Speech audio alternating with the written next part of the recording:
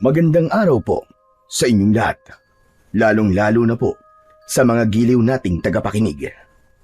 Sa araw na ito ay mapapakinggan po natin ang kwento ng may 18 taong gulang na binatang si Roman. Isang anak na mapagmahal at matulungin sa kanyang mga magulang. Paglalako ng uling ang kanilang hanap buhay. Sa kabila ng kanyang kapansanan sa paa, ay nagawa niyang humanap ng paraan para makatulong sa kanyang ama na si Mang Edwin. Sinubukan ng katatagan ang kalooban ni Roman mula sa panggugulo ng grupo ni Danilo. Hindi sinasadyang makilala niya ang isang ermitanyong si Lolo Malik na magtuturo sa kanya kung nasaan ang isang mahiwagang sandata. Kaya naman, mahuhukay niya ang isang kakaibang baston na magbibigay sa kanya ng kapangyarihan at kakayahang muling makalakad. Ano ang mahalagang papel na gagampanan ng baston laban sa muling paggising ng kampon ng kadiliman? Magtagumpay kaya siya laban sa mga aswang? Sama-sama po nating pakinggan ang buhay at pakikipagsapalaran ng binatang nakahukay sa baston na gawa sa sungay ng dragon. Ngunit bago po ang lahat, mga idol, huwag po nating kalimutang mag-subscribe at i-hit ang notification bell sa aking YouTube channel na The Voice Addict at Apong Isaac para sa mas marami pang makapigil hiningang kwentong aswang at katatakutan mula sa mundo ng kababalaghan. Umpisahan na po natin ang kwento. Roman, bakit nakaupo ka pa rin dyan? Hindi ka ba mag-aalok ng uling sa mga kapitbahay natin? Abay, akala ko ba kaya ka umuwi ng maaga kanina mag-aalok ka ng uling? O bakit nariyan ka pa? Anong oras ka ba aalis? Kasi po tay, ayoko na po magtinda ng uling natin eh. Kung pwede po sana, tutulong na lamang po ako sa inyo sa pagbubuhat ng mga kahoy na uulingin natin. Huwag lang po ako magtinda ng uling. Si Martin na lang po ang utusan nyo. Aba, Roman, ano ba nangyayari sa'yo? Bakit naman yata bigla ka nagkakaganyan? Kasi po, nahihirapan na po ako tay. Si Martin na lang po sana ang utusan nyo tay. Bakit si Martin pa Nandiyan ka naman, pambihira. Mamaya pang uwi ng kapatid mo Nasa eskwelahan pa yon. Ano naman ba ang dahilan ha, Roman? Sabihin mo nga. Kailangan pa po bang itanong yan, tay? Nahihiya na po kasi ako sa kalagayan ko Palagi na lang po nila akong pinagtatawanan dahil sa hindi raw po pantay ang paglalakad ko. Aba, pambihira ka naman talaga, Roman. Anong pakialam nila sa paglalakad mo? Pinakakain ka ba nila? Bakit mo naman sila papansinin? Hindi ka naman mamamatay sa mga panlalait sa iyo At dapat pa nga mahiya sila sa iyo. Dahil sa kabila ng kapansanan mo, nagtatrabaho ka ng marangal. Teka, sino na naman ba ang mga nanlalait sa iyo? Ang grupo na naman ba ni Danilo? Opo Bakit ka magpapaapekto sa kanila? Wala ka naman tinatapakan na tao. Isa pa, aksidente ang nangyari sa iyo at hindi sinasadya. Kaya ang mabuti pa, kalimutan mo na lamang ang mga sinasabi nila sa iyo. Hindi naman sila nakakatulong sa atin Tay, lahat naman po ng mga tao sa baryo natin nilalait ako. Kung hindi lang po sana nasunog ang pa ako sa ulingan natin nun, hindi po sana ako mahihiyang maglako ng uling natin ngayon. Roman, anak, wala kang dapat ikahiya. Marangal ang trabaho natin ito. Ano magagawa ko? Grade 2 lamang ang natapos ko. Wala akong ibang alam na ibang trabaho kundi pag-uuling lang ng mga kahoy. Pasensya na po kayo, tay. Kung hindi ako nakakatulong sa inyo. Nagkaroon pa po kayo ng anak na katulad ko. Isang pabigat at walang silbi. Anak, huwag kang magsalita ng ganyan. Hindi ka pabigat. May silbi ka rin sa buhay namin. Kaya wag na wag mong sasabihin yan. Nasasaktan lamang ako dahil naririnig ko mga salitang yan na lumalabas sa bibig mo. Hayaan mo, at kapag nakaipon ako ng sapat na pera, ipapasuri natin ang mga paa mo sa doktor. Konting tiis lang, anak. Makakaraos din tayo. Kung gusto mo, ibibili muna kita ng maayos na saklay. Kaya ko naman po maglakad kahit walang saklay, tay. Dahil naitatapak ko naman po sa lupa ang paa ko. Yun nga lang, kailangan nakatingkayad para pantay po ang lakad ko. Roman, huwag mong ibababa ang sarili mo. Alam kong kaya mo yan. O siya, sige na. Hindi na muna kita pipilitin sa pagtitinda ng uling. Kapag lumipas ng ganyang pakiramdam mo, saka ka na lang ulit mag-alok ng uling, ha? Kailangan mo pa rin na maghanap buhay para sa sarili mo, anak. Pag gusto ko, meron ka rin naipon na pera. Mahalaga yung magkaroon ka man lang ng naitatabing salapi para sa kinabukasan mo. Hindi habang buhay ay kasama mo kami ng nanay mo. Tay naman, para naman kayo nagpapaalam eh. Huwag naman po kayo magsalita ng ganyan. Matagal pa po tayo magkakasama ni Nanay at Martin. Tay, pasensya na po kayo sa mga nasabi ko. Hindi ko po naiiwasan ng hindi mainggit sa ibang mga binatang walang kapansanan at malayang nagagawa ang kanilang gusto. Hindi mo kailangan mainggit sa kanila, anak. Higit na pinagpapala ng Diyos ang mga taong may kapansanan. Hindi mo ba nakikita? Maayos nga ang kalagayan nila, pero nasa naman sila ngayon? Ayun! Sakit ng ulo ng mga magulang nila dahil hindi tumutulong sa kanilang pamilya. Lasinggero at madalas na napapasama pa sa gulo. Katulad na lamang ni Danilo. Ganong klaseng anak ba ang gusto mong tularan, ha, Roman? Siyempre naman po, tay, hindi. O sige na, magpahinga ka na muna at magpapahanda na lang ako ng tanghalian natin sa nanay mo para mamaya may aalo ko na ang uling sa mga kapitbahay natin. Nahabol na lamang ng tingin ng may 18 taong gulang na binatang si Roman ang kanyang ama na si Mang Edwin. Papasok ito sa kusina kung saan ay naroon naman ang kanyang ina na si Aling Matilde na nagluluto ng kanilang ulam para sa kanilang tanghalian. Naiwan siyang nakaupo sa bangko na gawa sa kawayan habang nakatanaw sa labas ng kanilang bintana at nakikita ang mga batang malayang nakakapaglaro sa harapan ng kanilang bahay. Isang malalim na buntong hininga ang pinakawalan ni Roman. Muli niyang pinagmasdan ang kanyang lumiliit na paa. 10 taon na ang nakalipas mula nang aksidente siyang mahulog sa ulingan ng kanyang ama. Mabuti na lang at merong isang matandang lalaki na nagmalasakit sa kanya para tulungan siyang makaahon sa ulingan. Ang matanda naman na tumulong sa kanya ay biglang nawala, ngunit sigurado siyang may sunog din ito sa likod. Sa baryo ng San Felix, na malayo sa bayan, ay talamak ang pag-uuling gamit ang mga kahoy sa kabundukan. Walang ibang pinagkukunan ng pangangailangan ng mga taong naninirahan sa baryo. Tanging pag-uuling lamang ng kahoy ang kanilang hanap buhay. Ang paraan ng kanilang pag-uuling ay kakaiba kumpara sa ibang lugar. Meron lamang itong isang balon na kadalasan na pinagtatambakan ng mga kahoy. Sa kanila yon, lalagyan ng ipa ng palay at lupa sa ibabaw bago nila ito sindihan. Halos tumatagal lamang yon ng 2 araw. Depende sa dami ng kahoy na nakatambak. Kailangan nilang hakutin ang mga napupulot na kahoy mula sa bundok, papunta sa tambakan, at kadalasan, kahit buhay pa ang mga puno, ay pinuputol na ito ng mga tao para ulingin.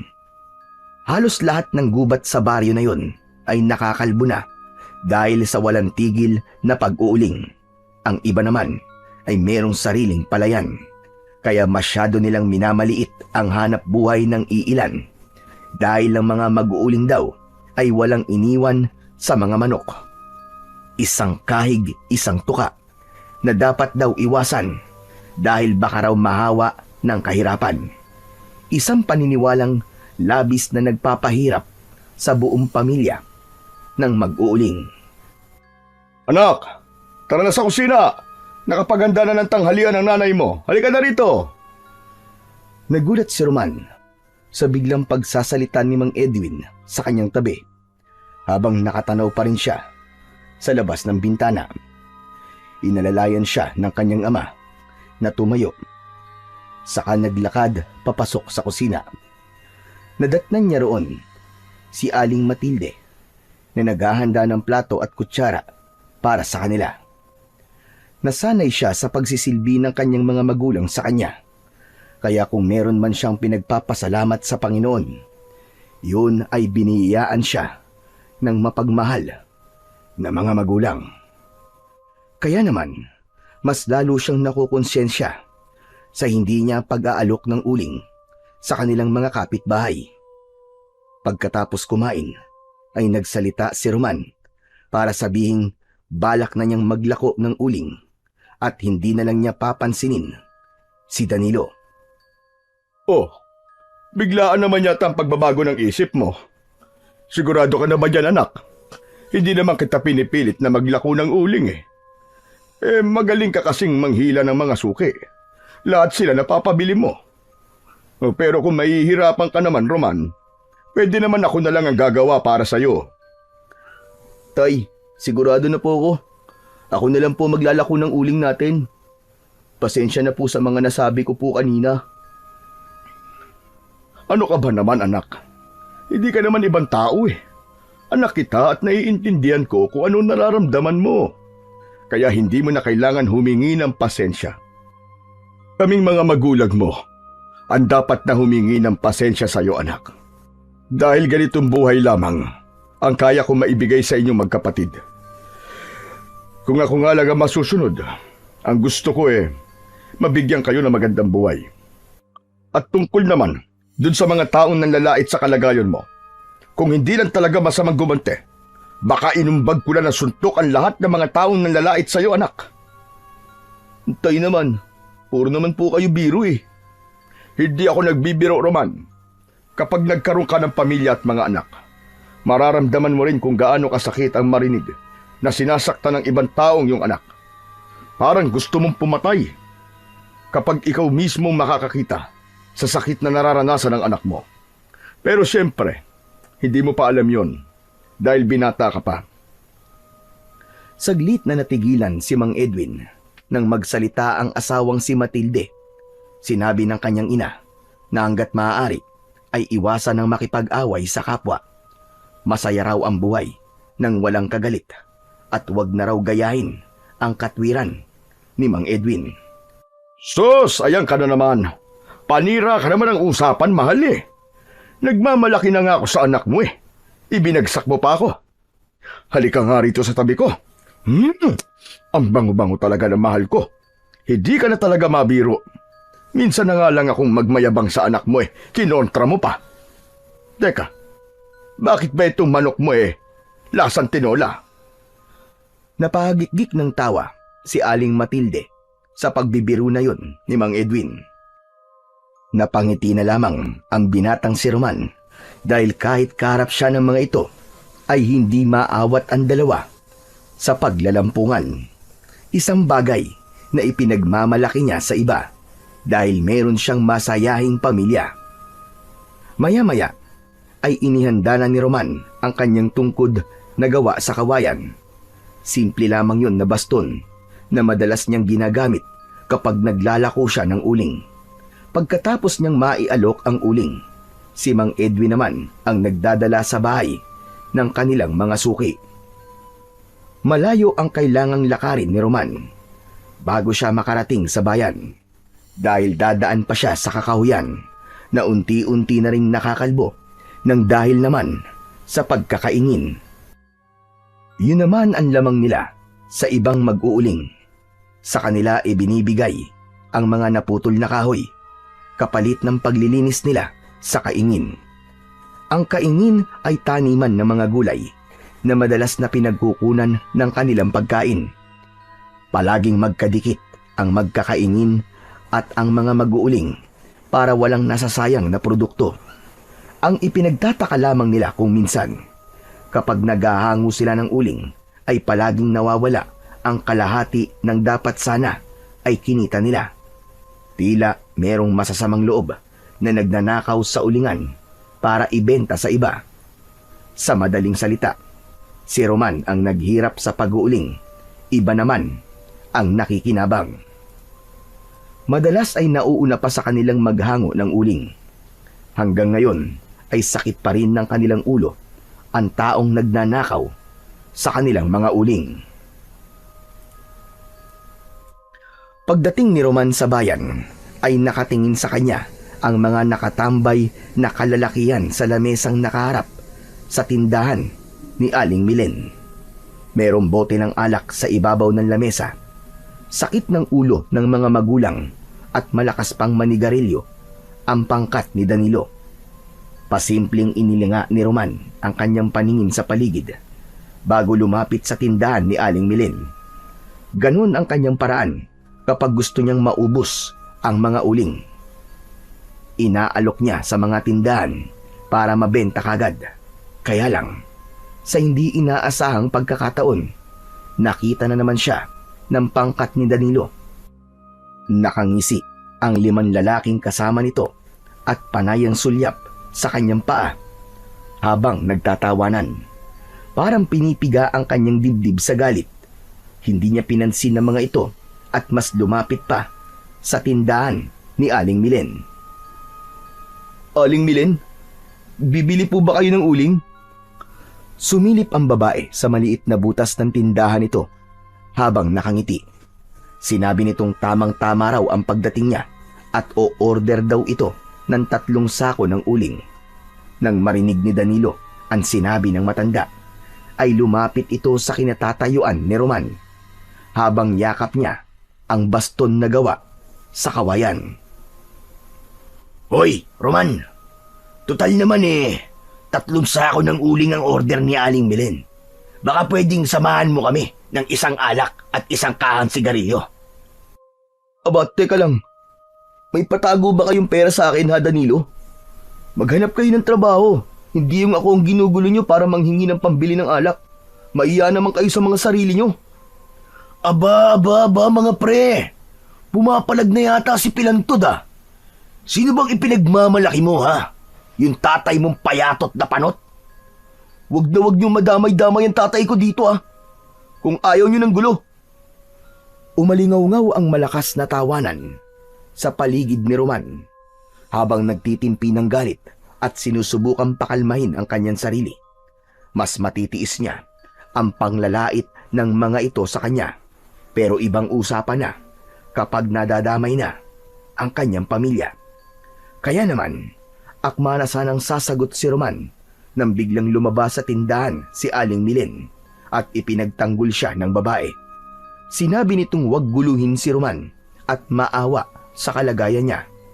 Lalong umalingaw-ngaw ang tawanan ng mga ito at itinulak pa ang babae na napasandal sa dibdib ni Roman. Hoy ikaw, tandang kulubot! Kung ayaw mo wasakin ko tong tindahan mo, umayos ka! Sinasabi ko sa'yo, tatamaan ka talaga sa akin. Ang hirap sa iyo. Madamot ki. Kung pinautang mo na lang kami kanina ng alak, di sana, hindi namin ginugulo tong si Roman. Talaga na yatang wala ka ng hiya sa sarili mong pagbumuka, no, Danilo? Pati ba naman si Aling Milen? Pinapatulan mo?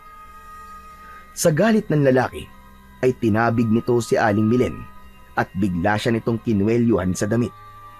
Halos 1 dangkal na lang ang layo ng mukha nito sa mukha ni Roman. Kaya naman, amoy na amoy niya ang alak sa bibig nito. Hindi nakaligtas sa paningin ni Danilo ang pagngiwi ng mukha ni Roman. Aba, akala mo kung sinong mabango ang hininga? Talaga bang pinipikon mo ko, ha, Pilantod? O baka naman gusto mong tamaan? Anong magagawa ko? Talagang mabaho ang hininga mo eh. Amoy kanal. Sobrang baho talaga. Bago ka sana ng lalait ng tao, amuyin mo muna sarili mong hininga. Ang sakit sa ilong eh. Para kang nakalunok ng bulok na karne. Ano ba kasing kinain mo, ha? Pinagtawanan ng mga kaibigan si Danilo. Mas lalo itong namula sa galit. Isang malakas na suntok ang tumama sa muka ni Roman. Bumagsak siya sa lupa at nabitiwan niya ang kanyang baston. Nahirapan siyang tumayo, ngunit inalalayan siyang bumangon ni Aling Milen. Galit na galit ang babae sa ginawa ni Danilo. "Oh, ano? Aling Milen, bigyan mo na lang ako ng alak. Baka pati ikaw tamaan sa akin." Nakipagmatigasan ang ginang at hindi nito inintindi ang utos ni Danilo. Sa halip ay abala ito sa pagpipispis ng narumiyang damit ni Roman. Maya-maya pa ay isang matandang lalaki ang dumating. Mahaba ang buhok nito at singkit ang mga mata.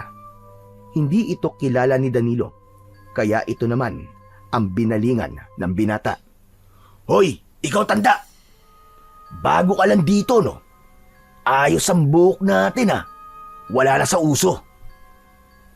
Pwede bang paraanin mo muna ako, iyo? Kailangan ko lang bumili ng tinapay. Kanina pa kasi ako nagugutom. "Hindi pwede. At saka, wala akong pakialam kung nagugutom ka, tanda. Kailangan magbigay ka ng lagay sa amin. Pambili namin ng alak. Hindi ka maaaring tumanggi. Kasasabi mo lang na bibili ka ng tinapay. Ang ibig sabihin nun, may pera ka."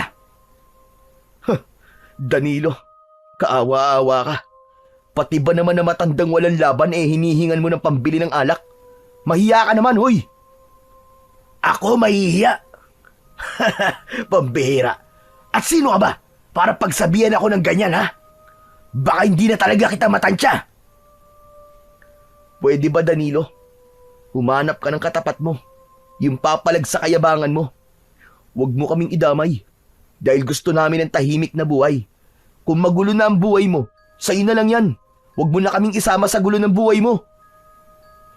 "Talagang gusto mo masaktan, ano? Pilay ka na nga. Ang lakas pa ng loob mong kalabanin ako. Saka ano sabi mo? Tahimik na buhay ba ang gusto mo? Paano yan? Gusto ko talaga ng gulo Kanina pa ako nagtitimpi sa pagsagot-sagot mo sa akin, Roman, ha? Lalabang ka na ba, ha? Papalag ka na?" Muling umawat si Aling Milen sa dalawang lalaki na nagbabanggaan. Pumagitna ito sa kanilang dalawa ni Danilo, pero itinulak ng lalaki at natumba ang babae kasama ng matanda. Bumagsak ang mga ito sa lupa. Hindi na nakapagtimpi ng galit si Roman. Agad niyang binigwasan ng suntok ang muka ni Danilo. Nagulat ang mga kasama nito, kaya tumayo at lumapit kay Roman.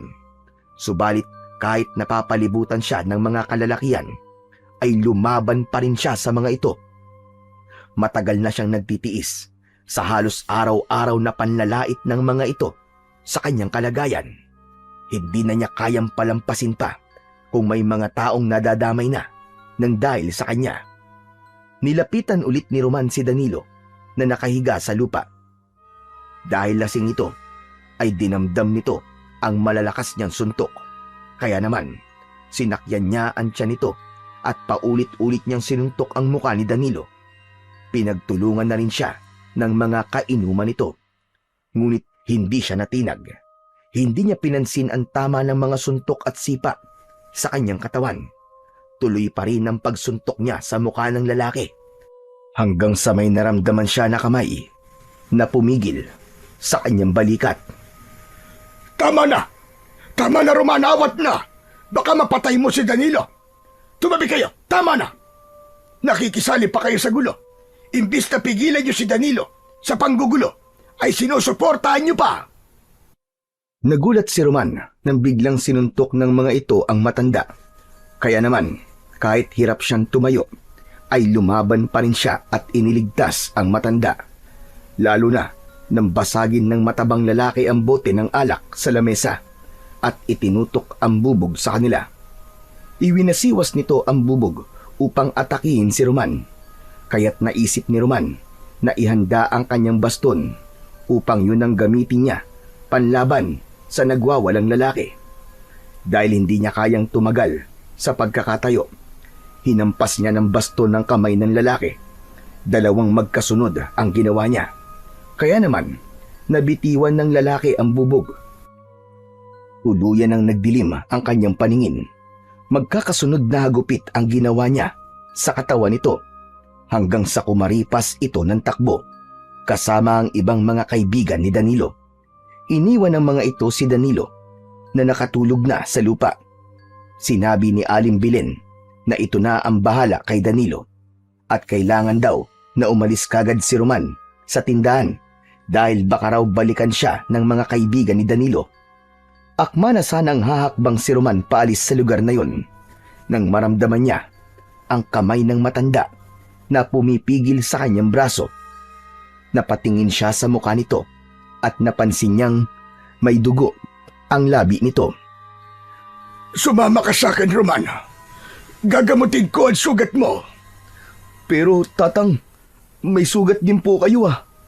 Oh, kaya nga sumama ka na muna sa akin sa bahay. Hindi naman masasayang ang oras mo dahil bibiling ko ang ilang sakong uling na matitira sa order ni Milen. O ano, ayos ba sa iyon? Aba, kahit hindi niyo na po bilin tatang, pwede ko naman po kayong gamutin nang walang kapalit. Pasensya na po.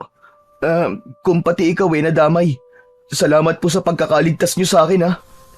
Nagkakamali ka, Roman. Ako ang iniligtas mo at natuto kang lumaban sa kanila nang dahil sa akin. Kasamaan ng mga kabataan na yon ay palaging may naghihintay na kaparusahan. Tara na, hindi tayo maaaring magtagal dito dahil medyo malayo ang bahay ko.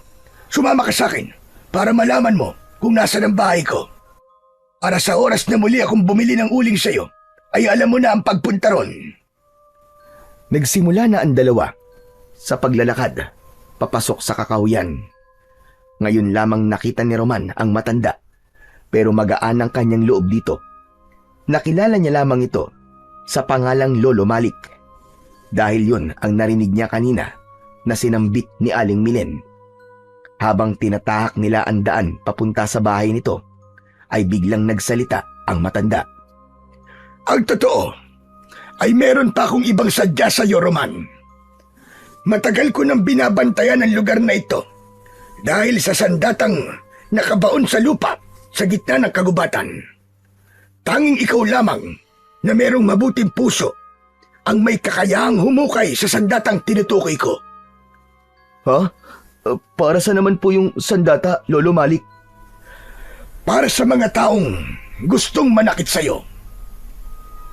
Hindi naman po ako natatakot kay Danilo Hindi na po kailangan ng sandata para paghandaan ang panggugulo nila sa akin. Isa pa po, napilitan lang naman po akong lumaban sa kanila dahil sumusobra na po siya.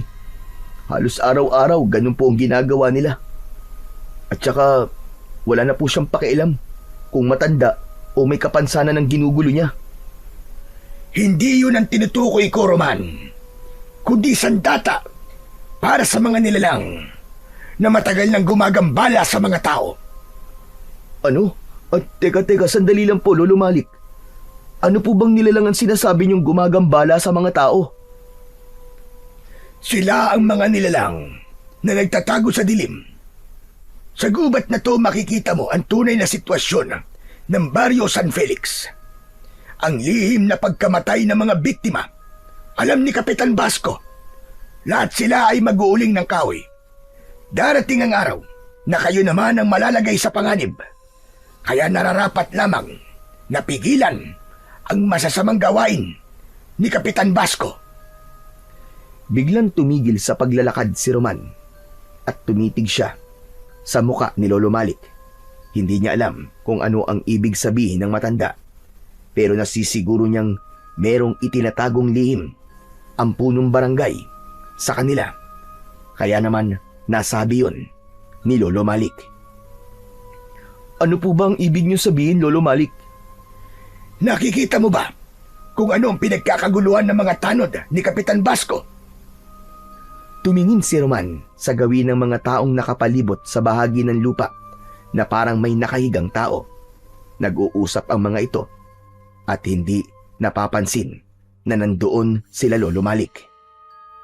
Pag umalis na ang mga taong yan, pagmasdan mo ang itsura ng katawan ng biktima, malalaman mo kung ano ang ibig kong sabihin sa'yo. Totoo na nagkakaroon ng nakawan ng uling, ngunit hindi tao may gawa nun. kundi isang nilalang na gumagamit ng itim na kapangyarihan. Pangunahing sangkap sa kanyang ritual ang uling dahil may kakayahan siyang gumawa ng aswang na hukluban. Ano ho? Aswang na hukluban po ba ang tinutukoy niyong nilalang na gumagambala sa mga tao dito? Oo, Roman. Ang mga aswang hukluban na nag-aanyong ibon na uwak sa gabi. Teka, Lolo Malik. Kung ganun po, sila ang may gawa sa biktima at sila rin po ang dahilan kung bakit palaging may nababalita ang nawawalan ng uling? Tama ka, Roman. At isa pa, hinahanap rin nila ang batang nasunog ang paa 10 taon na ang nakalipas. Dahil ang batang yon ang tagapangalaga sa baston. Ang baston ang kukumpleto sa sangkap nila para sa ritual upang gisingin ang natutulog na itim na dragon. Po, ano pong sangkap sa ritual? Isang malaking kawa na mayroong dugo ng tao at maraming uling para gumawa ng aswang at gisingin ng halimaw na matagal nang natutulog. Teka, sandali lang naman po, Lolo Malik. Hindi ko po maintindihan ang mga sinasabi niyo eh. Bago lang po sa pandinig ko ang aswang na nabanggit niyo kanina. Pati po yung tungkol sa ritual. Gusto ko po malaman kung ano bang klase ng aswang ang ginagawa nila sa pamamagitan po ng uling. Yun na nga, tulad ng sinabi ko kanina, aswang na hukluban ang tawag sa mga nilalang na may mahahabang ilong. Sila ay may kakayahang mag-anyong uwak para pumatay ng kanilang biktima. Uwak na halos kasing laki ng tao na kayang dumagit ng biktima para dalhin sa kanilang kuta at magsagawa ng ritual. Kaya hindi ka pamilyar sa tinutukoy ko dahil magagaling silang magpanggap. Kaya nilang mag-anyong ordinaryong tao. Hindi nga po ako pamilyar sa aswang na tinutukoy niyo. Bakit naman po nila hinahanap ang batang nasunog ang paa nang dahil po sa uling o baston? Kagaya ng sinabi ko, ang baston ang pinakahuling sangkap. Para yon ang magsisilbing sandok para gisingin ang itim na dragon. Kaya nila hinahanap ang bata dahil sa lamang ang makakahukay sa baston. Dahil naniniwala silang ang batang may uri ng ganong kalagayan ang makakakuha ng isang kakaibang baston na magagamit laban sa kanilang pinuno. Mapanganib ang paghahanap sa sandata dahil maaaring manganib din ang buhay ng pamilya ng tagapangalaga. Subalit ang nakatakda ay siyang mangyayari kahit tanggihan pa ito ng batang hinirang. Kung ganun po, akala niyo ako ang batang hinirang na matagal na nilang hinahanap? Ganun po ba? Hindi yon isang akala, Roman. Sapagkat sigurado ko na ikaw ang nakatakda 10 taon na ang nakakalipas. Napatunayan ko rin yon kanina habang nakikipaglaban ka sa grupo ni Danilo. Hindi ka ba nagtataka na marunong kang gumamit ng baston kahit hindi ka naman naturuan kung paanong gumamit nun? Lolo Malik, ano po bang klase ng baston ang tinutukoy niyo? Isang baston na gawa sa ulo ng dragon. Kailangan mong hukayin ang kinaroroonan ng baston dahil nagpapakita lamang ito sa kanyang tagapangalaga. Hindi ko alam kung bakit ikaw ang hinirang para sa baston. Hindi na natapos ni Lolo Malik ang sinasabi nito dahil umalis na ang mga tanod at naiwan na lamang ang 2 lalaki na nagdudukal ng lupa para itago ang katawan ng biktima. Yun ang katotohanan kung bakit hanggang ngayon ay wala pa ring nakakaalam na merong mga aswang na gumagala sa kanilang lugar at hindi yun alam ng kanyang ama na si Mang Edwin. Halika, lapitan natin sila, iyo, at pagmasdan mo ang itsura ng biktima. Paika-ika na naglakad si Roman kasama ang matanda. Lumapit sila sa kinaroroonan ng biktima. Nagalit sa kanila ang 2 lalaki na may hawak na pala pero hindi nagpaawat si Lolo Malik. Sa halip, tinakot nito ang 2 lalaki na ipagkakalat sa lahat ang katotohanan na nangyayari sa kanilang baryo. Nagkatinginan muna ang mga ito bago pumayag sa gusto ng matanda. Halos manlaki ang mga mata ni Roman nang makitang tadtad ng tuka sa katawan ang biktima. Parang sinipsip ang dugo bago tuluyang pinatay ang lalaki. Dilat ang mga mata ng lalaking biktima. Nakalaylay ang dila at bakas sa muka ang pinaghalong sakit at takot sa nilalang na pumatay rito. Naluwa si Roman dahil sa awa. Kilala niya ang lalaki. Yun ang mag-uuling na palaging galit sa kanyang ama dahil nauunahan nila sa mga suki nito. Si Mang Pedring ay ama ng 8 mga batang hindi pa kayang mabuhay ng mag-isa. Ang asawa naman ng lalaki ay merong sakit, kaya hindi maipaliwanag ni Roman ang galit sa aswang nahukluban na pumatay sa padre di pamilya ng mga naulilang kabataan. Galit na galit siya sa 2 lalaki. Bakit po kayo pumayag na itago ang katotohanan sa mga tao? Natural, nahahanapin ng pamilya niya si Mang Pedring. Ganon din po ba nangyari sa 2 mag-uuling na matagal nang nawawala? Sabihin niyo! Tumungo ang 2 lalaki at halatang hindi rin gusto ng mga ito ang ipinapagawa sa kanila ni Kapitan Basco. Kaya nang muling tumingin ng mga ito sa kanya, ay napansin niyang may luha rin sa mga mata ang 2 lalaki. Paano po? Kung hindi ako nakakita sa ginagawa niyo at ang nakakita sa inyo ay ang inyong mga anak, naisip niyo po ba kung ano mararamdaman nila? Paano po kung kayo naman ang namatay at nalagay sa ganyang kalagayan? Papayag po ba kayo na basta na lamang kayong tabunan ng lupa at ilibing? Na hindi alam ng pamilya niyo kung nasan kayo? Na para na lamang kayong mga hayop na basta na lamang itatapon? Tila natauhan ang 2 lalaki. Napahagulgul ng iyak ang mga to at humingi ng tawad kay Roman at kay Lolo Malik. Lalong-lalo na kay Mang Pedring.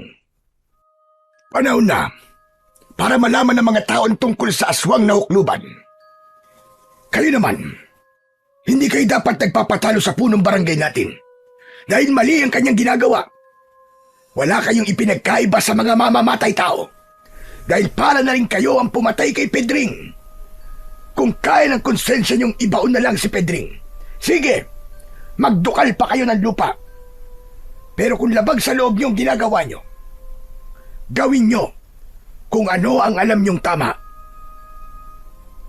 Itinapon ng 2 lalaki ang hawak nilang pala na pandukal sa lupa at kumuha ng 2 kawayan, saka itinusok sa tigkabila ang gilid ng sako para gawing higaan at madala ang katawan ni Mang Pedring sa pamilya nito. Nang matapos ang mga ito sa ginagawa, ay nagpasalamat sa kanila ang 2 lalaki. Natauhan daw ang mga ito sa sinabi ni Lolo Malik at ni Roman. Habang usong ang katawan ni Mang Pedring, isang malalim na buntong hininga ang pinakawalan ni Roman bago sila nagpatuloy sa paglalakad. Dinampot ni Lolo Malik ang isang pala na gagamitin ni Roman sa pagdudukal ng lupa para hanapin ang baston. Pagkalipas ng ilang minuto ay napadpad sila sa gitna ng kagubatan sa tapat ng puno ng balete. Madilim at konti lang ang pumapasok na sinag ng araw sa loob ng kakahuyan, habang ang maririnig lamang sa paligid ay mga huni ng ibon sa itaas ng sanga ng mga puno. Masukal ang paligid at merong mga nakaharang na malalaking ugat ng puno, ngunit may bahagi sa lupa na parang sinadyang malinis at walang tumutubong damo. Tila naunawaan ng matanda kung ano ang ibig sabihin ng pagkakatitig ni Roman sa lupa. Talagang walang tutubong halaman sa lupang yan, Roman. Dahil palatandaan yan na merong kakaibang bagay ang nakabaon sa lupa. Sa mahigit 100 taon na pagkakalubog sa lupa, kung tutusin, para na itong masukal na gubat na maraming nakatubong mga puno. Ngunit maging ang mga puno ay pinoprotektahan ng bahagi ng pinagbaunan ng baston. Lolo Malik, sigurado po ba kayo na ako ang dapat po na magmay-ari sa sandatang baston? Hindi ako maaaring magkamali, Roman. Kilala kita mula ulo hanggang paa. Kung natatandaan mo ang matandang nagligtas sa'yo noon, makikilala mo kung sino ako. Matagal na napatitig si Roman sa mukha ng matanda at hinubad nito ang damit. Nalantad sa kanyang paningin ang nasunog na balat sa likod ni Lolo Malik. Kaya naman, nakilala niya kung sino ang matandang nagligtas sa buhay niya nang maaksidente siya sa ulingan. Muling ibinalik ng matanda ang damit nito at nakangiting nakatingin sa kanyang muka. Kung ganun, kayo po pala matandang pinagkakautangan ko ng buhay ko. Pero bakit ngayon lamang po kayo nagpakita sa akin? Dahil hindi pa yun ang tamang pagkakataon para sabihin sa iyo ang katotohanan na ikaw ang nakatakdang magbabantay sa mahiwagang baston. Malalaman natin kung ikaw ang pinili niya sa oras na matagpuan mo ang pinagbaunan ng sandata. Kaya't mabuti pa, simulan mo na ang pag-uukay sa lupa. Hindi tayo maaaring abutan ng dilim sa lugar na to, sapagkat mararamdaman ng mga aswang na ukluban ang presensya ng iyong sandata kapag nasa kagubatan ka. Matagal nang hinahanap ang sandatang baston para nga sa pagkumpleto ng isasagawa nilang ritual para buhayin ang pinuno ng kanilang angkan. Ang hinirang nakampon ng kadiliman, napapatay sa binatang may tangan ng baston. Sinimulan ni Roman ang paghuhukay ng lupa. Nakalimutan nila na kailangan pa nilang gamutin ang kanilang mga sugat sa katawan. Pero napuno na ng pagkasabik ang puso ni Roman para mahanap kagad ang kakaibang sandata na tinutukoy ng matanda. Dukal siya ng dukal, ngunit wala siyang mahanap hanggang tuhod na ang lalim ng hukay at may tubig na rin na bumubukal sa lupa. Ngunit bigo pa rin siyang makita ang sinasabing baston. Hindi siya sumuko kahit paltos na ang kanyang kamay. Hinanap niya ang kinaroroonan ng sandata, habang si Lolo Malik naman ay umaasang mahahanap kagad ni Roman ang baston. Ilang oras pa ang lumipas hanggang sa lampas tao na ang hukay. Ngunit wala pa ring mahanap na baston si Roman. Saglit siyang nagpahinga at habol ang hininga. Muling ipinagpatuloy ni Roman ang paghuhukay sa lupa habang hindi umaalis sa kanyang tabi si Lolo Malik. Tila napuno na rin ng kawalan ng pag-asa ang anyo ng matanda dahil hindi pa rin matagpuan ng binata ang kinaroroonan ng baston ng dragon. Lumipas pa ang ilang oras na paghuhukay ni Roman, ngunit bigo siya na makita ang kinalalagyan ng sandata. Mabilis ang tibok ng puso ni Roman habang dumudugo ang kanyang kamay sa labis na tagal niya sa paghuhukay. Tumulo ang dugo niya sa lupa. Pumatak yon sa kakaibang bagay na nakalitaw sa lupa at tuluyang lumutang sa tubig. Huli na nang mapansin ni Roman na inabot na nga sila ng dilim sa kakahukay. Gabi na, bago pa niya nahukay ang luma at maitim na baston. Ngunit sa paglitaw ng liwanag mula sa sikat ng buwan, ay malinaw din na nakikita ni Roman ang itsura ng baston. Bigla siyang kinabahan at natuwa nang makitang lumitaw na ang sandata. Hinawakan niya ito at ipinakita sa matanda. Tila gumapang ang lakas ng enerhiya sa buo niyang katawan at kusang nalinisan ang baston na ginapangan din ng kulay asul na liwanag. Lolo Malik, nahanap ko na po ang baston! Kaya nga, nahanap mo na. Kung ganon, ikaw talaga ang kanyang pinili. Hindi mo siya sinukuan. Yun marahil ang unang pagsubok sa'yo. Sinukat ng baston ng tatag at pagtsatsaga mo sa paghahanap sa kanya. Halika, umahon ka na dyan. Sa bahay na lamang natin pag-usapan ang tungkol sa baston. Inabutan na tayo ng dilim sa gubat. Mabilis na umahon sa hukay si Roman. habang hindi binibitiwan ang kakaibang baston na kasing haba lamang ng kanyang baston na ginagamit sa paglalakad.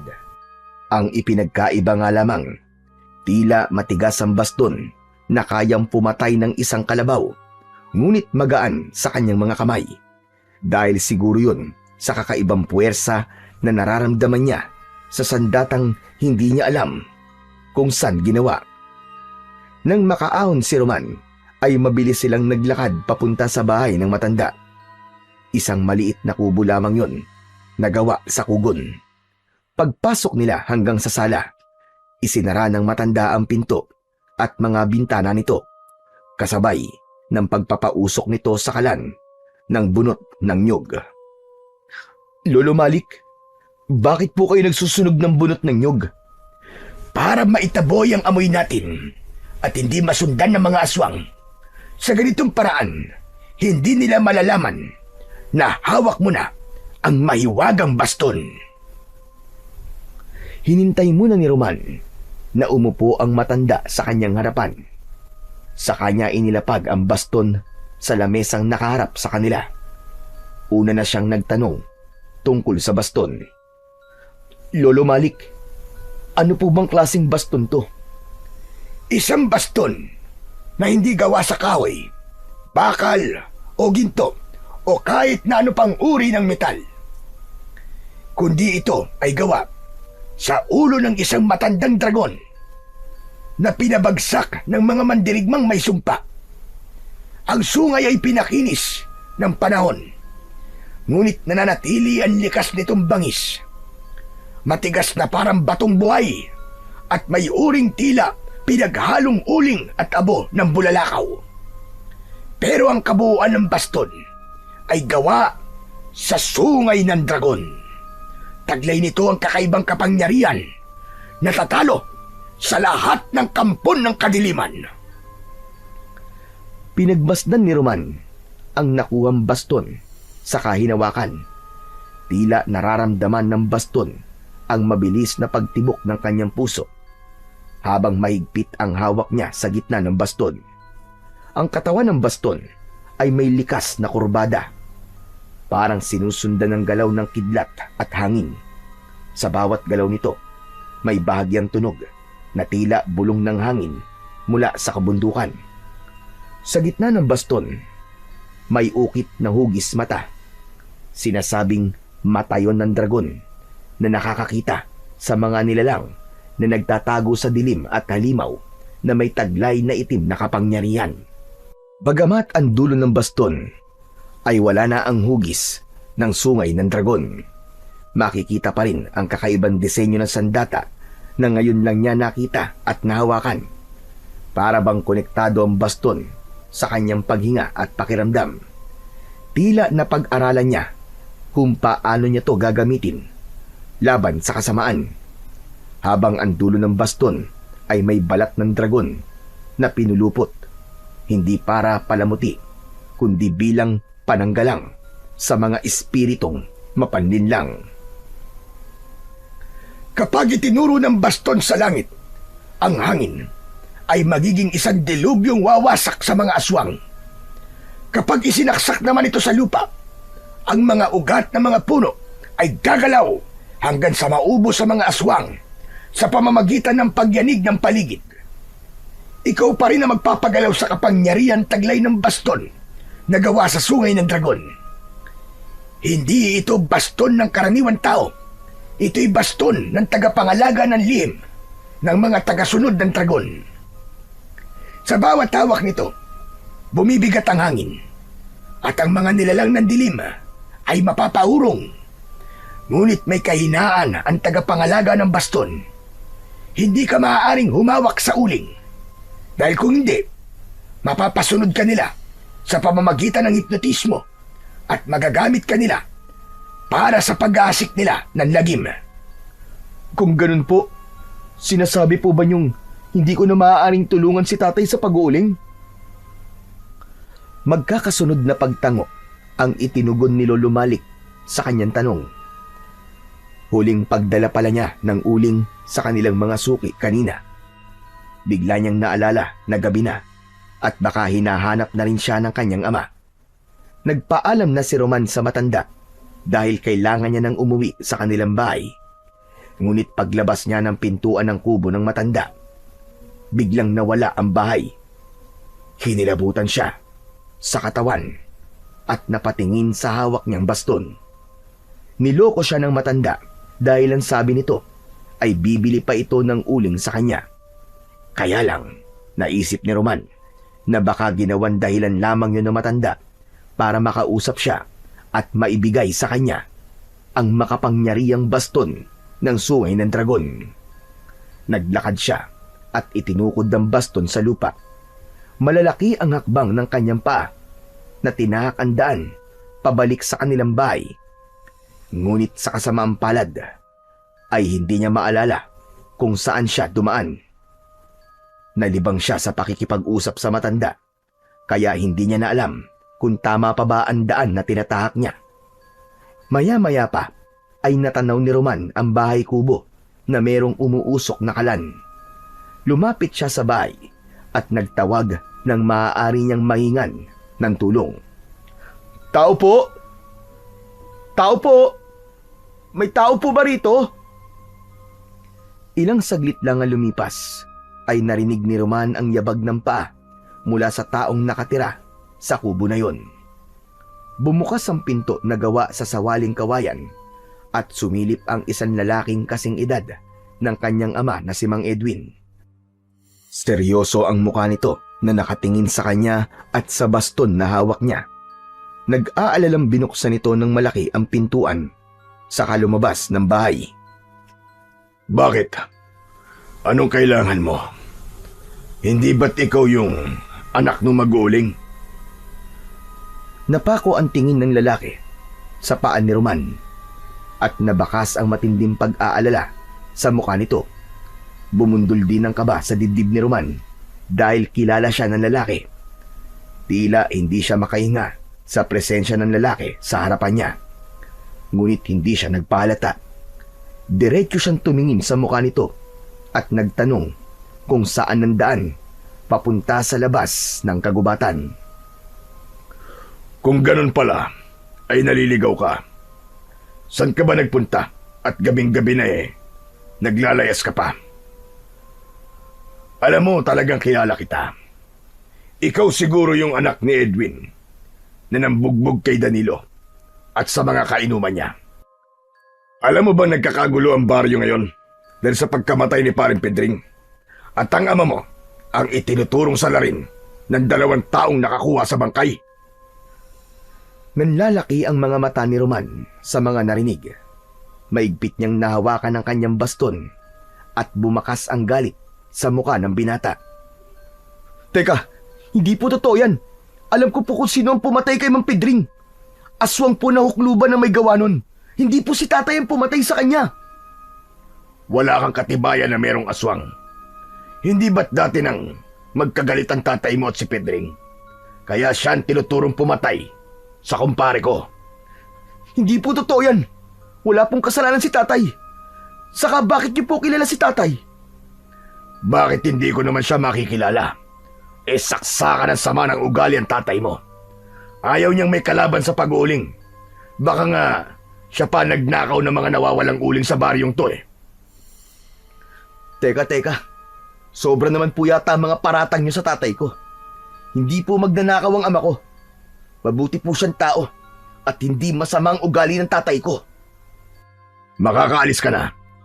Ikaw na lamang ang umalam kung saan ang tamang daan palabas ng kagubatan. Wala ka na magagawa dahil kanina pa dinala ng mga tanod at ni kapitan ng iyong ama para parusahan.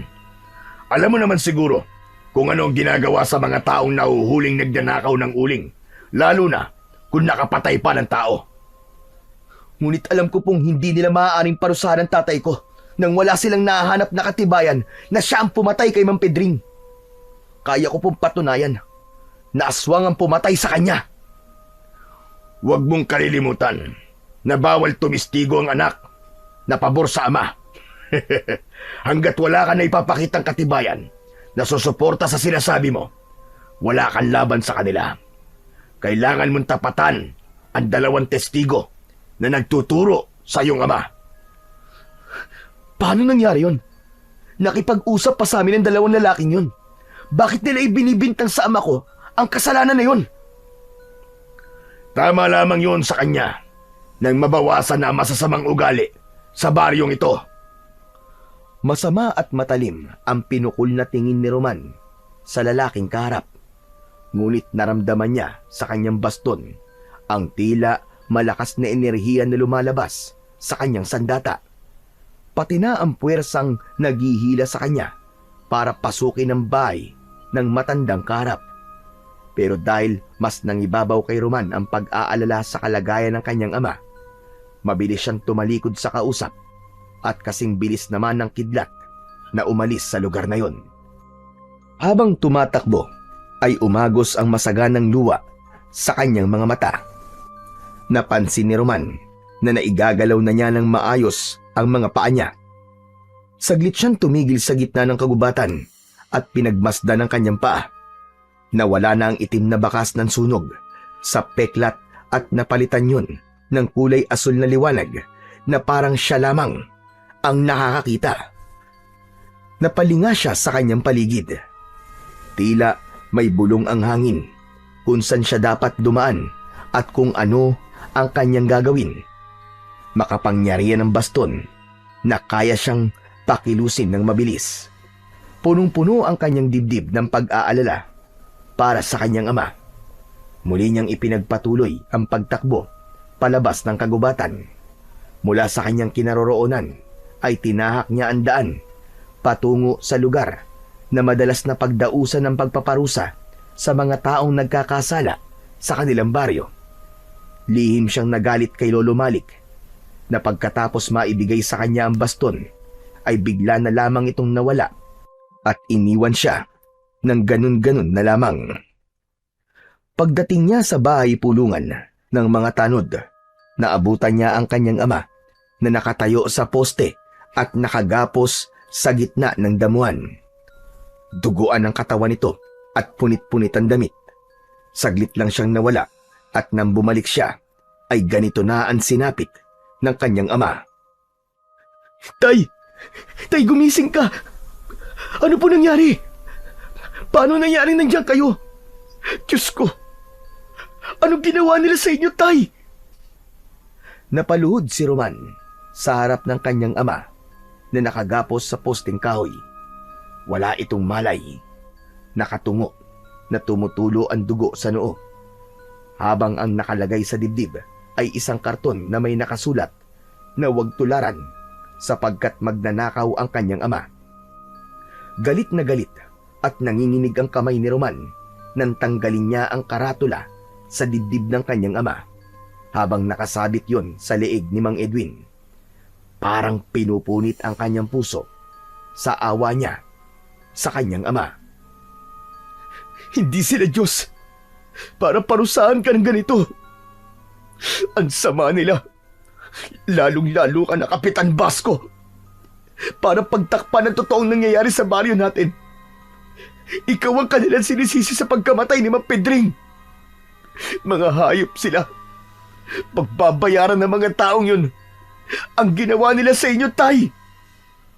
Umagos ang masaganang luwa mula sa mga mata ni Roman at napahagulgol ng iyak habang kinakalagan niya ng tali ang walang malay na si Mang Edwin.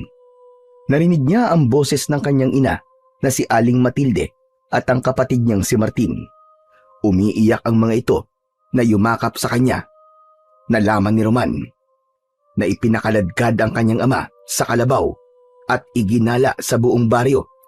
Sobrang pahirap daw ang tinamo ni Mang Edwin habang patuloy nitong itinatanggi ang paratang.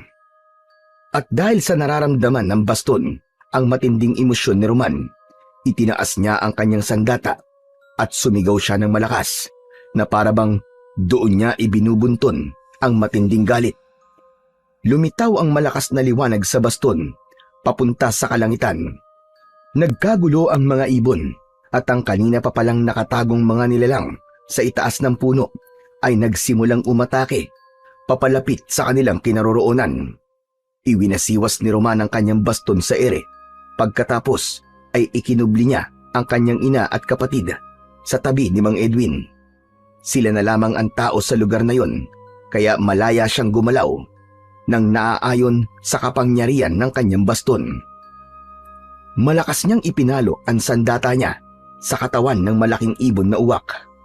Bawat tamaan ng kanyang sandata ay bumabagsak ang mga ito sa lupa habang nagkikikisay ang katawan, hanggang sa maging uling ang katawan ng mga ito na parang sinunog ng apoy ng 3 beses.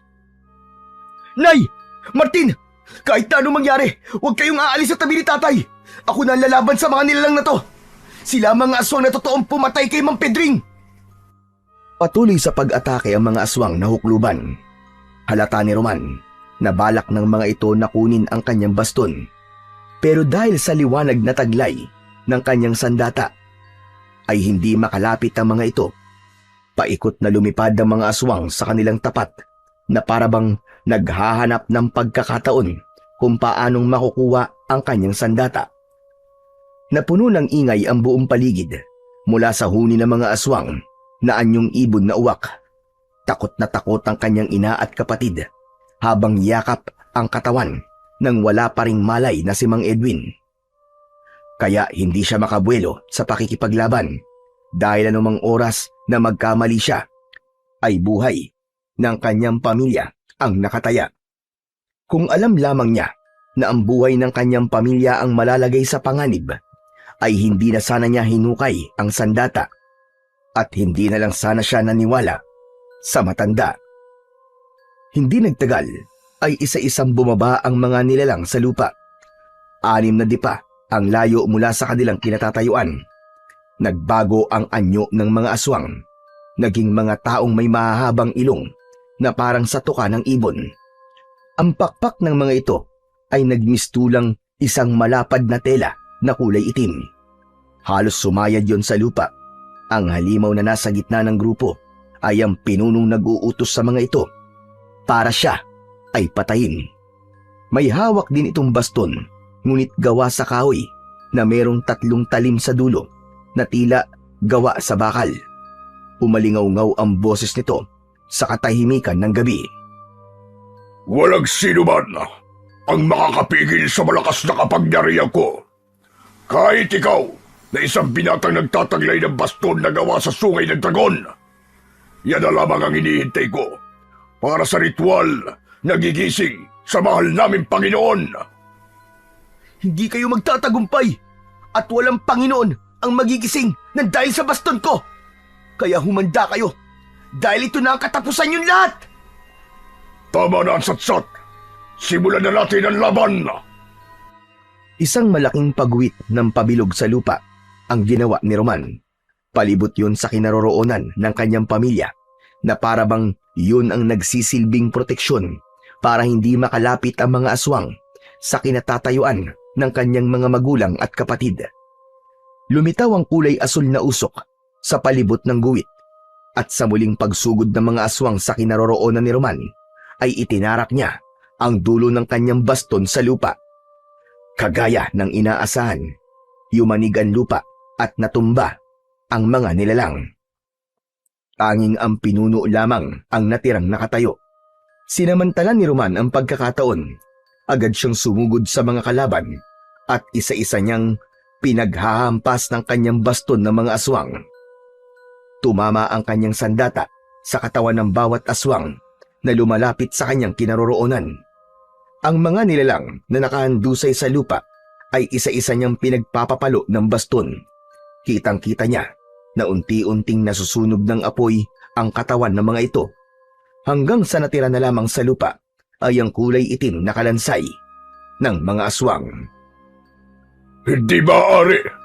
Paano mo nagawa yun? Magbabayad ka! Sinabi ko naman sa'yo na ito na ang magiging katapusan nyo! Mga demonyo kayo! Isang mabilis na pag-ikot sa ere ang ginawa ni Roman, ngunit lumipad palayo ang mga aswang kasama ang pinuno.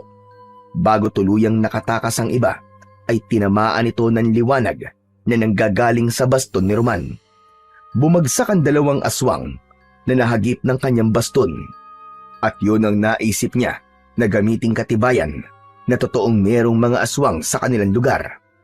Kasunod ng pagdating ng mga tao sa lugar, marami ang nakakita sa ginawa ni Roman. Ganon din sa itsura ng mga aswang. Kaya maraming mga tao ang nagalit kay Kapitan Basco. Sumugod ang mga ito sa bahay ng punong barangay para magpaliwanag sa naging hatol ng mga ito sa kanyang ama. Binuhat ni Roman si Mang Edwin habang hawak pa rin ang kanyang baston. Kasunod niya ang kanyang ina at si Martin na walang tigil sa pag-iyak. Pagdating nila sa bahay ay kagad na naghanda ng malinis na tubig at damit si Aling Matilde, habang si Roman naman at Martin ay pinagtulungan nilang tanggalin ang damit ni Mang Edwin. Wala pa rin itong malay habang nakahiga sa katre. Pagkatapos ay tumayo si Roman at nagpaalam sa kanyang ina. Nay, Martin, bantayan po muna niyo si tatay. May kailangan lang akong puntahan. Ngunit pinigilan siya ni Aling Matilde. Umiiyak itong nakiusap na huwag siyang umalis. Nagtataka rin ito kung saan niya nakuha ang baston at kung bakit matapang siyang nakipaglaban sa mga aswang. Sinabi rin ito na paano siya nakakalakad. Pinagmasdan ni Roman ang kanyang paa. Nakikita pa rin niya ang liwanag sa kanyang paa, habang ang tingin naman ng kanyang ina sa kanyang paa ay ganun pa rin na may sunog. Baka sa mukha nito ang pagtataka at pag-aalala. Nay, patawarin niyo po ako. Pero kailangan kong makausap ang 2 taong nagturo kay tatay para madiin ang aking ama sa kasalanan na hindi naman niya ginawa. Buhay ni tatay naging kapalit sa mga kasinungalingan at kaduwagan nila sa pagsasabi nila ng katotohanan. Magbabayad sila sa kanilang ginawa. Ngunit mas lalo siyang pinigilan ni Aling Matilde na wag na munang umalis. Hindi pinakinggan ni Roman ang pakiusap ng kanyang ina. Sa halip, lumabas siya ng bahay at tinahak ang daan papunta sa bahay ni Kapitan Basco. Natitiyak niyang ang 2 lalaki na nadatnan nila ni Lolo Malik ay nasa bahay ng punong barangay. Nakuyom ni Roman ang kanyang kamao habang naglalakad. Pagkarating niya sa bahay ng kapitan, nadatnan niya ang mga tao na sumugod kanina sa bahay nito. Nagsisisigaw ang mga ito dahil dismayado sa mga nakitang aswang kanina. Pero si Roman, diretso siyang pumasok sa bakuran ng bahay ni Kapitan Basco. Tama nga ang kanyang hinala. Nandun nga ang 2 lalaki sa tabi ni Kapitan Basco, nakatayo at tulala na parang wala sa sarili. Hindi na napigilan ni Roman ang bugso ng kanyang damdamin. Malalaki ang hakbang ng kanyang paa na hinablot niya ang 2 lalaki at pinagsusuntok ang mga ito sa muka hanggang bumagsak sa lupa. Ang kanyang baston naman ay ginamit niyang panghampas sa katawan ng mga ito. Kagad na inawat siya ni Kapitan Basco at muntik niya itong suntukin sa muka. Hayop ka, Kapitan! Pinarusahan niyo ang tatay ko para pagtakluban niyo ang itinatago niyong lihim sa totoong nangyayari sa baryo natin. Wala po kayong kwentang, Kapitan. Pinoprotektahan niyo mga kampo ng kadiliman kesa sa mga taong nasasakupan niyo. Iisipin ko na isa rin kayong aswang. Hindi nakasagot si Kapitan Basco. Kasabay ng pagliwanag ng kanyang baston, lumitaw sa kanyang harapan ang tunay na anyo ni Kapitan Basco. Yun ang kakayahan ng mata sa kanyang baston, ang makita ang tunay na anyo ng aswang. Kaagad na nagpalit ng anyo si Kapitan Basco at natakot ang mga tao. Napaatras ang taong bayan sa biglang pagbabago sa anyo ng matandang kapitan. Nag-anyo itong malaking ibon kasunod ng paglipad sa impapawid para tumakas sa mga tao. Naiwan naman ang 2 lalaki na nakahandusay sa lupa. Tila natauhan ang mga ito at nalaman ni Roman na biktima lang ang 2 lalaki ng hipnotismo ng aswang. Kaya siguro itinurong sa larin ng kanyang ama sa pagkamatay ni Mang Pedring. Lahat ng mga taong naroroon ay gulat na gulat sa nasaksiyang pagbabagong anyo ng tumakas na kapitan. Lahat ay nagpasalamat kay Roman bago tuluyang umalis sa bahay ng kanilang punong barangay. Naiwan si Roman na nakatanaw sa itaas ng langit habang inaaninag ang aninong lumilipad sa himpapawid papunta sa liwanag ng bilog na buwan. Mabigat ang hakbang ng kanyang paa na naglakad siya pabalik sa kanilang bahay. Ngunit bigla siyang hinarangan ni Danilo. Hindi niya alam na kanina pa nitong pinagmamasdan ng kanyang paa na maayos na niyang nailalakad. Uy! Totoo nga ang balitang nakakalakad ka na ulit. At totoo rin ang naririnig kong usap-usapan na ikaw raw ang lumaban sa mga aswang at nagpatunay na totoong merong kampo ng kadiliman dito sa baryo natin. Isang bayani na biglang nakalakad. Pambirang swerte yata ang nangyari sa'yo Roman. Kung balak mo lamang manggulot asarin ako, Danilo, umalis ka na sa harapan ko. Marahil isa ka sa mga taong natutuwa na makitang pinaparusahan ng taong bayan ng tatay ko. Huwag kang mag-alala dahil mangyayari din sa'yo ang sakit na naramdaman ko nang makitang sugatan ng tatay ko. Pagbabayarin ko ang mga aswang na nanggipit sa tatay ko. Kaya kung ayaw mong pagbalingan kita ng galit ko, tumabi ka sa daraanan ko. Wala akong pakialam sa tatay mo. Ang gusto ko, ibigay mo sa akin ang baston mo. Isa pa, hindi ako natatakot sa'yo. Wala akong pakialam kung hindi ka natatakot sa akin, Danilo. Saka teka lang, bakit ko naman ibibigay sa'yo ang baston ko? Aswang ka ba? O inggiterong panot? Siguro aswang ka rin na nagnanais na makuha ang baston sa akin. Tila natigilan ang lalaki dahil sa sinabi ni Roman. Halata sa mga mata ni Roman ang galit sa mga taong nanggugulo sa kanya. Itinutok niya ang kanyang baston kay Danilo. Kaya naman, napaatras ito ng hakbang habang ang mga kaibigan nito ay pinalibutan siya. Inikot niya ang kanyang baston sa kanyang mga kamay para ipakitang handa siyang lumaban sa mga ito para sa baston. Agad na sumugod si Danilo papalapit sa kanyang kinaroroonan. Iwinasiwas ni Roman ang kanyang baston sa ere. Tinamaan sa mukha si Danilo at bumagsak ito sa lupa. Kasunod na magkakasabay na pag-atake ng suntok ng mga kaibigan ni Danilo kay Roman. Naiwasan naman ni Roman ang kamao ng kanyang mga kalaban at gumanti siya ng palo ng baston sa katawan ng mga ito. Bumagsak ang mga ito ng pasadsad sa lupa. Nakita ni Roman na bumangon muli si Danilo. Dinuro siya nito sa muka habang galit na nagmumura na may kasamang pagbabanta. Buwisit ka! Tatandaan ko ang gabing ito. Gaganti ako.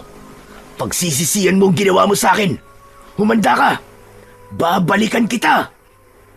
Palagi akong maghihintay sa muling pagharap natin, Danilo. Kapag hindi mo pa ako tinigilan sa mga panggugulo niyo sa akin at sa pamilya ko, hindi ko na pagpapasensya ng mga ugali niyo. Lalabanan ko na talaga kayo at ipaparanas ko sa inyo kung ano ang matagal niyo nang hinahanap. Tandaan niyo yan! Bibigyan ko kayo ng magandang laban na hindi niyo makakalimutan. Matapang ka lang dahil may baston ka. Pero kung wala ang baston mo, kaya mo pa rin bang magbanta sa amin ng ganyan? Oo! Dahil hindi na ako natatakot sa inyo ngayon. Ang tagal ko kayong pinagpasensyaan noon dahil ayoko ng gulo. Pero ngayon, hindi na ako magpapasensya. Hindi ako nagbabanta, Danilo. Sinasabi ko lang, nalalaban na ako sa lahat ng mga pang-aapi niyo sa akin at sa pamilya ko. May baston man ako o wala. Hindi ako natatakot sa inyo. Galit na tumingin ng matalim si Danilo kay Roman. Bago ito tuluyang umalis at naglakad palayo sa kanyang kinaroroonan. Nang mawala ang mga ito sa kanyang paningin, saka naman siya naglakad pabalik sa kanilang bahay. Pagkalipas ng ilang minutong paglalakad, ay narating niya ang kanilang bahay. Nadatnan niyang nakaupo si Martin sa labas ng kanilang balkonahe. Para bang hinihintay ang pagbabalik niya. Isa munang malalim na buntong hininga ang pinakawalan niya bago tuluyang pumasok sa loob ng kanilang bahay. Napatayo ang kanyang kapatid at nagtanong kung bakit sila biglang inatake ng mga aswang. Halata sa mukha ni Martin ang galit at pag-aalala sa nangyayari sa kanilang ama. Kailangan mo magpakatatag, Martin, dahil meron akong misyon na pigilan ang napipintong pagsalakay ng mga kampo ng kadiliman. Iniipit nila si tatay para mapunta ang atensyon ng mga tao sa ating ama. Pero alam na ng mga tao ngayon ang tungkol sa mga aswang na hukluban. Kaya huwag ka mag-alala. Kailangan kita ngayon para matapos na ang kaguluhan to. Ikaw ang aasahan kong magbabantay sa mga magulang natin, Martin. Habang wala ako, bantayan mo sila na maigi. Maya-maya pa ay lumabas naman ang pintuan ng kanilang ina na si Aling Matilde para sabihin na nagkamalay na ang kanilang ama. Mabilis ang hakbang ni Roman patungo sa silid ni Mang Edwin. Pagdating niya sa kwarto ay nakita niyang nakaupo si Mang Edwin sa gilid ng katre. Parang binabayo ng maso ang dibdib ni Roman nang makita ang kalagayan ng kanyang ama. Marami ang tinamong sugat nito sa katawan. Kitang-kita niya ang bakas ng pagpapahirap ng mga tao kay Mang Edwin. Agad siyang lumapit dito at hinawakan ng 2 kamay ng kanyang ama. Tay, patawarin niyo ako. Hindi po kagad kita nailigtas. Hindi ko po alam na pinagbintangan nila kayo na magnanakaw at pumatay kay Mang Pedring. Alam ko po na wala kayong kasalanan, tay. Ayos lang ako, Roman. Ang mahalaga, ligtas na ako at kayo. Hinanap kita, anak, dahil nabalitaan ko ang nangyari sa inyo din, Danilo. Nag-alala ako sa iyo dahil akala ko napahamak ka na. At sinabi ni Milen na nakita ka raw niyang kasama ni Lolo Malik. Pumunta raw kayo sa kakahuyan. Sinundan ko kayo ngunit nakita ko nakahandusay si Pedring sa lupa. At yun ang naabutan ni Kapitan Basco. Nang oras na yun, nawala ang mga inuling ni Pedring. At pinagbintangan nila akong kumuha sa uling nito at napatay ko dahil nagtalo raw kami. At dami nilang ipinaratang sa akin at gumawa ng kung ano-anong kwento tungkol sa akin. Wala na akong nagawa, kundi ang tanggapin ang nararapat na parusa sa mga taong nagkakasala. Pero tay, sana man lang po ipinaglaban niyo ang sarili niyo, tay. Hindi po dapat kayo nagpatalo. Hindi po dapat kayo sumuko ng ganun-ganun na lang. Dahil habang buhay po, na magiging tingin nila sa inyo at sa pamilya natin na isang pamilya na magnanakaw at mamamatay tao. Pero wag na po kayo mag-alala ngayon. Dahil napatunayan ko na po sa kanila na ang pumatay kay Mang Pedring ay ang mga aswang na ukluban na nag-aanyong ibon na uwak. Nalantad na rin po sa lahat ang totoong pagkatao ni Kapitan Basco. Malinis na po ang pangalan niyo, tay. Diyos ko, maraming salamat, anak. Teka, ang paa mo. Paano nangyari yun? Dahil po dito, tay.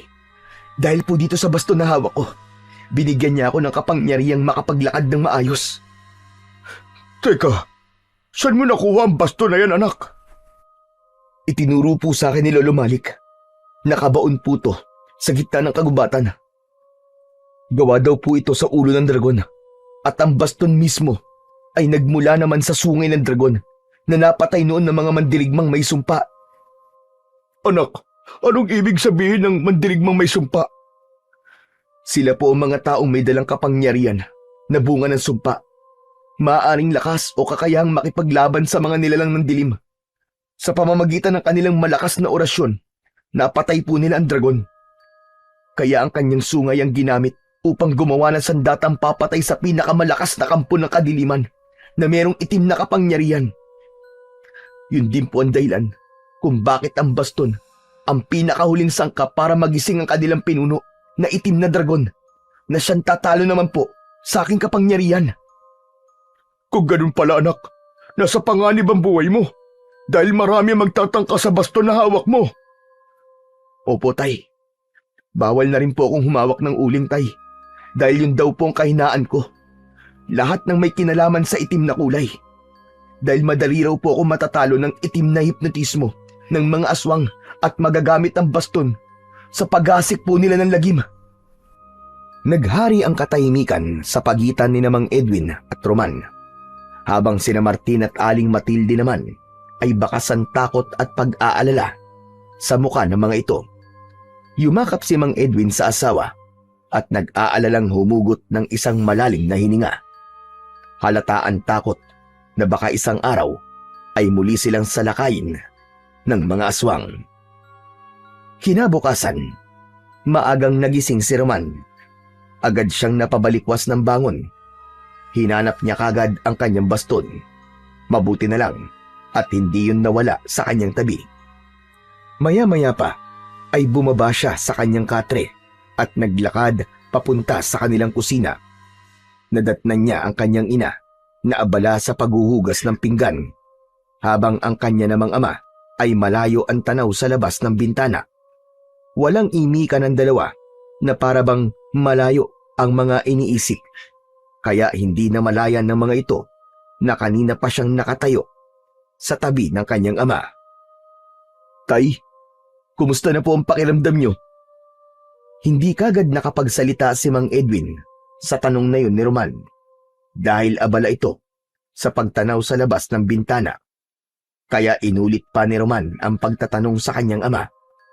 Saka nito narinig ang sinabi niya. Oh, anak, may itatanong ka ba? "Opo, tay. Kinukumusta ko po ang pakiramdam niyo, kaya lang mukhang malalim po ang iniisip niyo eh. Ano po ba yun?" Hindi kasi mawala sa isip ko ang matandang nagbigay sa iyo ng baston. Hindi ko lang talaga maalala ang kanyang itsure. Para kasing pamilyar sa akin ang pangalang Lolo Malik. Nagtataka nga rin po ako, tay. Para po kasing kilalang-kilala niya ako. Isa pa, pagkatapos po niyang maipaliwanag ang tungkol sa baston, bigla po siyang nawala sa paningin ko. Kasama po ang kubong nakatayo sa gitna ng kagubatan. Sa palagay niyo po, siya po kaya ang diwatang palaging gumagabay sa akin? Ilang beses po ako nalagay sa panganib at palagi rin po akong nakakaligtas dahil meron pong tumutulong sa akin. Teka, naisip ko lang. Hindi kaya si Lolo Malik ay isang ermitanyong nagbabantay sa kalikasan? Ayon kasi sa pagkakaalam ko, limitado lamang ang inilalagi ng mga ermitanyo sa mundo ng mga tao. Kaya kung minsan, madalas silang naglalaho kahit hindi pa nila natatapos ang kanilang mga sinasabi. Alam niyo po ba, tay? Nalaman ko rin po na siya po pala nagligtas sa akin nung maaksidente po ako sa ulingan. Patunay po dun ang sunog niyang balikat. Ipinakita niya po sa akin yun, tay. Hindi ko na nga po nagamot ang sugat niya eh. Pinagtripan po kasi siya ng grupo ni Danilo. Kung ganun, matagal kanya nang binabantayan para sa baston, anak. Salamat sa kanya dahil palagi kanyang inililigtas. Ako nga raw po ang binatang hinirang. Yung batang nakatakda para sa baston. Ako raw po yun. 10 taon daw po niya akong hinintay para sa tamang pagkakataon sa paghuhukay ng baston. Nahulog sa malalim na pag-iisip si Mang Edwin, habang ang kanya namang ina na si Aling Matilde ay abala pa rin sa paghuhugas ng pinggan. Saka lang din naalala ni Mang Edwin ang itsura ng matanda nang mabanggit ni Roman ang tungkol sa pagkakaligtas nito sa anak. Habang nag-uusap ang mag-ama tungkol kay Lolo Malik, ay hindi sinasadyang nabitiwan ni Aling Matilde ang baso sa kamay nito. Humingi ito ng pasensya dahil nadulas daw ang baso. Napansin naman ni Roman na tila lumikot ang mga mata ng kanyang ina at biglang hindi mapakali. Nabaling lang ang kanyang atensyon sa gawi ni Mang Edwin nang magsalita ito. Anong plano mo ngayon, anak? Kailangan ko pong bumalik sa kagubatan. Hahanapin ko po ang bahay ni Lolo Malik. Sigurado ka ba na kaya mong pumuntang mag-isa ron, anak? Sasamahan kita. Tay, wag na po. Kaya ko na po itong mag-isa. Huwag niyo pong iwan si Nanay at Martin. Mabuti na po yung merong makakasama sa bahay si Nanay at Martin. Habang wala po ako. Nasa panganib din po mga buhay niyo dahil maaari nila kayong gamitin laban sa akin. Tumango si Mang Edwin bilang pagtugon sa sinabi ni Roman. Pagkalipas ng ilang minuto, nagpasya si Roman na simulan na ang paglalakad papunta sa kagubatan. Hahanapin niya ulit ang bahay ni Lolo Malik. Marami pa rin siyang hindi alam tungkol sa baston. Natitiyak niyang malakas ang kapangyarihan ng magiging kalaban niya. Ngunit pagdating niya sa gitnang kakahuyan, biglang naramdaman ni Roman ang paghampas ng matigas na bagay sa kanyang batok. Bumagsak siyang padapa sa lupa at nabitiwan niya ang baston. Hindi niya inaasahan ang biglang paglitaw ni Danilo kasama ang mga kaibigan nito. Kitang-kita niya na dinampot ni Danilo ang nabitiwan niyang baston. Gumapang siya sa lupa habang nakataas ang kamay na pilit inaabot ang baston mula kay Danilo. Nakangisi ito habang iniikot-ikot pa ang baston. "Ibalik niyo sa akin yan! Huwag niyong pakialaman ang baston ko!" Bakit ko naman ibabalik sa ito, Roman? Kaya nga ako nandito para kunin ang baston na to. Nakalimutan mo na ba ang sinabi ko? Nababalikan kita. Hindi para sa iyo ang baston na yan. Hindi niyo alam kung ano ang ginagawa niyo. Ibalik niyo sa akin yan! Manigas ka. Dahil kahit kailan, hindi mo na mababawi ang baston na to sa akin. Ako na ang nagmamay-ari nito ngayon. Siya nga pala. Naalala mo ba ang bahay na nakita mo sa gitna ng kagubatan? Si Mang Teryo ang tatay ko. Yung madalas nakaaway ng tatay mo. Hindi mo itatanong kung bakit nasa kakahuyan kami, ha? Hindi ako interesadong malaman kung sino si Manterio. Ang hina naman pala ng isip mo Sa tingin mo, bakit ko naman kukunin ang walang silbing basto na to? Kaya kami nakatira sa kakahuyan. Dahil kakaiba kami.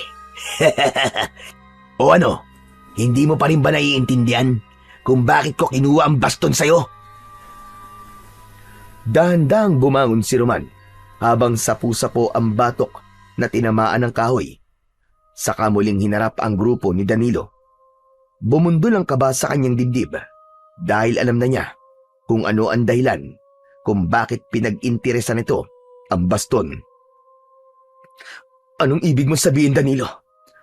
Bakit mo kinuha ang baston ko? Tutal naman, malapit ka nang mamatay. Dapat lang na malaman mo ang buong katotohanan sa pagkatao namin ni Tatay. Si Tatay, ang alagad ng itim na dragon, nagigising sa aming pinuno. Simple lang, Roman. Si Mang Teryo ang tatay ko at tiyo ko naman, si Kapitan Basco. Astig, di ba? Malakas ang kapit namin kay Kapitan. Kaya nga, malaya ako na nagagawa ang mga gusto ko Hindi pa rin nagtatapos ang lahat. Dahil kapag naibigay ko na ang basto na to kay Tatay, ako na magmamay-ari nito. Mapapasunod ko ang dragon. Nagigisingin ang basto na to. Mga demonyo kayo. Hindi kayo magtatagumpay. Hindi ako makakapayag na magamit kayo sa kasamaan ng baston ko. Hindi na rin ako nagulat sa totoong pagkatao nyo. Matagal na kayong mga halimaw pati sa ugali. Kaya magsama-sama kayo. Dahil malapit ko ng wakasan ang mga buhay nyo. Ganun ba? Tignan na lang natin kung may magagawa ka pa kapag nasa harapan ka na ng malaking kawa na paglulutuan ng mga uling na ninakaw ko kay Mang Pedring. Ihanda mo ngayon ang sarili mo dahil ako ang papatay sa'yo. Isang malakas na pagpalo ng baston ang tumama sa mukha ni Roman. Agad siyang nawalan ng malay. Nagising si Roman sa mainit na lugar. Dahan-dahan siyang nagmulat ng kanyang mga mata. Huli na para makaalis sa lugar na yon dahil naramdaman niya ang lubid na nakagapos sa kanyang mga kamay. Wala siyang damit pang itaas habang naaamoy niya ang langis sa kanyang katawan. Mabaho ang singaw na parang nabubulok na dugo ng tao.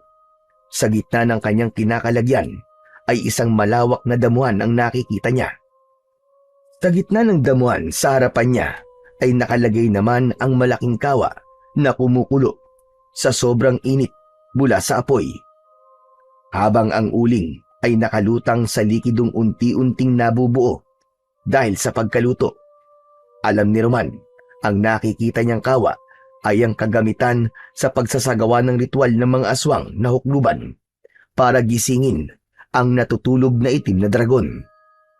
Nagpupumiglas si Roman upang makawala sa pagkakagapos ng kanyang kamay sa poste na kahoy.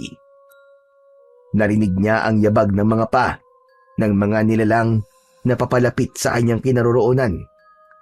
Nakita ni Roman si Danilo habang nakangisi na maitim ang palibot ng mga mata. Indikasyon yun na si Danilo ay isa ring aswang na handang yakapin ang pagiging masama. Nagsisimula pa lang itong maging halimaw, kaya hindi kagad ito nakilala ng kanyang baston. At ang mabigat na enerhiyang nararamdaman niya nang makaharap ang ama nitong si Mang Teryo ay palatandaan na ito ang pinuno ng mga aswang. Nagtipon-tipon ang mga nilalang sa kanyang harapan. Nakahanda na ang mga ito para sumalakay sa baryo at kailangan niya yun na mapigilan. Hindi na ako makapaghihintay na dumating ang oras na muling paggising ng ating Panginoon. Sa wakas, napasakamay ko na ang mahiwagang baston. Magsaya tayong lahat dahil tayo na ang may hawak sa buong sanlibutan. Hindi! Wala kayong karapatan sa baston! Hindi mangyayari ang mga sinasabi nyo! Dahil pipigilan ko kayo sa pag-aasik nyo ng lagim! Wala ka nang magagawa. Naisagawa na namin ang ritual at ang paggising na lamang ng itim na dragon ang hinihintay namin. Ilang minuto na lang ay muli ko na siyang makikita. Pati ang magiging kamatayan mo. Masasaksihan ng mga alagad ko. Walang mabubuhay na tagapangalaga ng baston. Nasaan ang baston ko? Ibalik niyo sa akin ang baston ko, mga demonyo kayo! Sumingit sa usapan si Danilo at ipinakita kay Roman ang hawak nitong baston. Nakangisi itong inilalawit sa kanyang muka habang tuwang-tuwa sa reaksyon ng muka ni Roman. Pagmasdan mo mabuti ang baston na ipinagmamalaki mo. Mula ngayon, sa akin na to. Dahil wala na to silbi. Nakuha na namin ang kailangan namin at nakumpleto na rin ang ritual para sa aming Panginoon. Kami na ng tatay ko ang magiging hari sa baryong ito. Hari palang tingin nyo sa sarili nyo, ah. Diyos lamang ang pinakamalakas na nilalang sa buong mundo. Ni sa kalahating parte ay wala kayo sa kalingkingan ng dakilang lumikha. At anong ipinagmamalaki mo, ha Danilo? Wala ka pang kapangyarihan at hindi ka pa rin ganap na aswang. Kung makikita mo lang ang itsura mo ngayon, ay iisipin mong puyat ka lang ng ilang gabi. Wala ka pang kakayahan.